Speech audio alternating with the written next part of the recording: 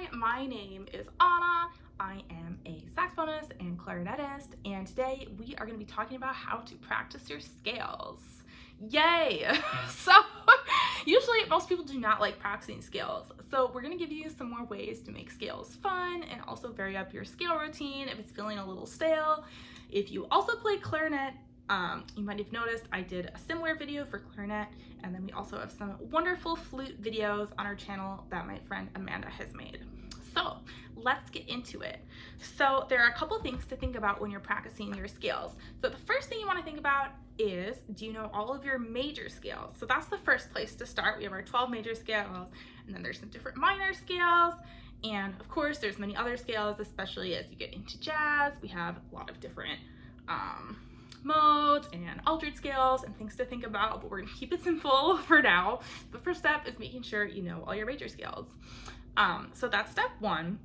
And I try to practice my scales every day, but you don't have to do all of them every day, especially if you're just learning some. You can cycle through like 3 or 4.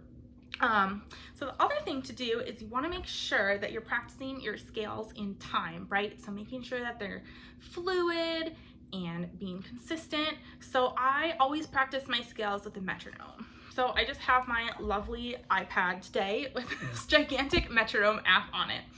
And I'm gonna put the metronome on quarter note equals 60, and I'm gonna do some major scales in 8th notes. Sorry, quarter note equals 80.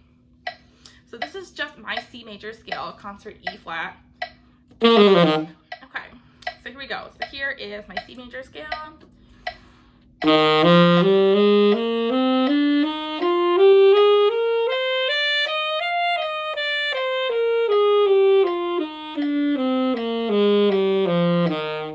Okay, so that was pretty even.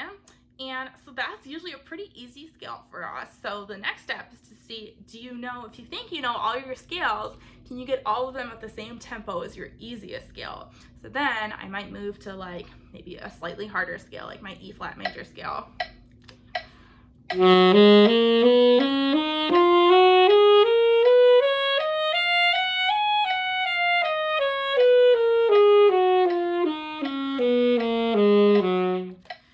I'm going up to the 9th, which is just, so on that, I went up to the F. You can just end on that if you want.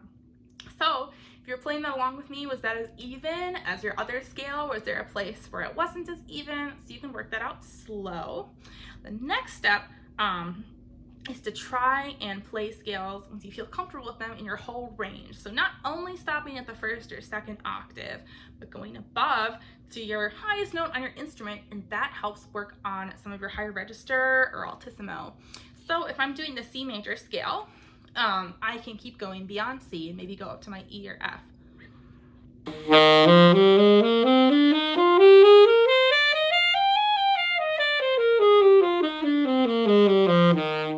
And through that, I'm thinking about making sure that my fingers are feeling not too tight, and that I'm keeping in a good hand position, and that I'm feeling comfortable with the notes, and that my air support's flowing. Which brings me to, I guess, the third thing.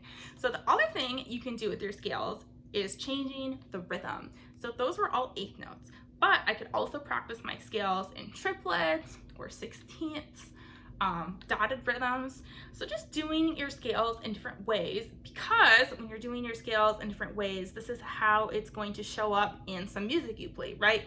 Your music isn't just going to run through the scales straight. So having different ways of practicing your scales and different ways of getting comfortable with it is really great for being able to translate that into real musical time into your music. So here's some examples of different ways and different rhythms to practice. So let's take a different scale. Let's take B flat, and I'll try it in triplets this time, 8th note triplets.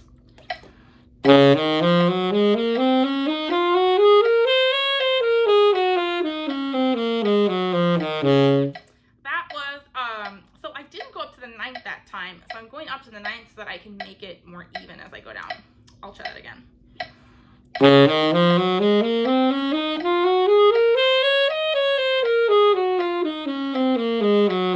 So that's how I can end in time. Again, you don't have to go up to the 9th. Being a jazz musician, I'm just trying to use extensions when I can. That's something I talk a little bit more in my jazz videos. and I plan on making some more about that too. But anyway, so that is how to practice your scales in different rhythms. You can also do some dotted rhythms, maybe like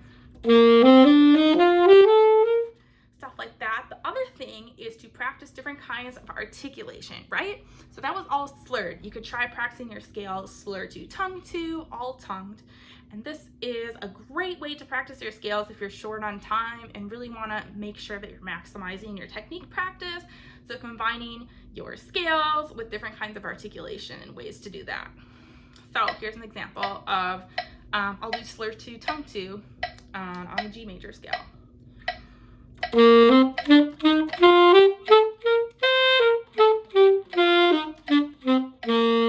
that was just one octave, but that's an example. Of course, you can do it in 16th notes. Those were just 8th notes.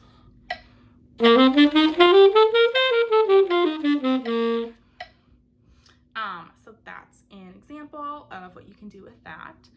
And the second thing, or I guess related to the articulation, so that was kind of like a classical staccato articulation. I also like to practice my scales in swing time and some legato articulations for jazz. So that will be, I'm just going to demonstrate it because it's easier to hear it. So if I'm practicing my G major scale to swing style,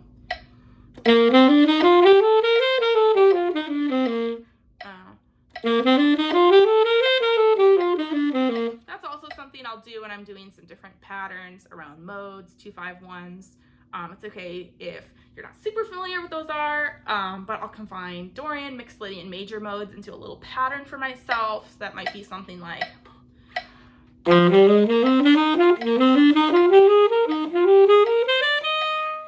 then I'll go around and practice those in all 12 keys. And you can also think about when you're practicing your scales, doing it not the same way every time, right? So if you're doing C, and then you're doing C sharp, and you're in D, E flat, try switching up how you're moving between your keys. So if you do C, maybe you could move in the circle of fifths and do, you could do C, and then you could do an F, a fourth up, right? And then B flat, E flat, so you could structure your scales those ways. So hopefully that gives you some ideas of how to think about your scales. I hope that was helpful. Let me know in the comments or in our Facebook group, Woodwind Support Community, if you still have any questions about your scales, or if you have any suggestions for another video, if there's some specific jazz things perhaps you're working on that you want some assistance with. So just let me know how that all goes, and happy practicing. Bye.